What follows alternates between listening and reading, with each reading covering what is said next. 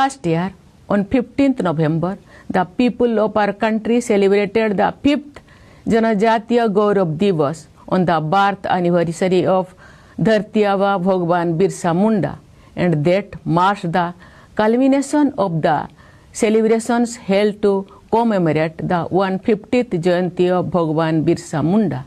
Through the Adi Karma Yogi campaign, the leadership potential of the people of the tribal community has been nurtured.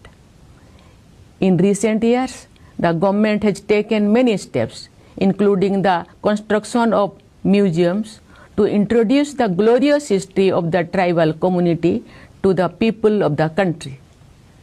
Their welfare and development are given high priority. Under the National Sickle Cell Anemia Elimination Mission, more than 6 crore screenings have been conducted so far. Nearly 140,000 students are receiving education in Ekalavya Model Residential Schools, and many students have performed exceptionally well in competitive examinations. Such campaigns in health and education are working to bring harmony between the traditions and modern development among the tribal communities.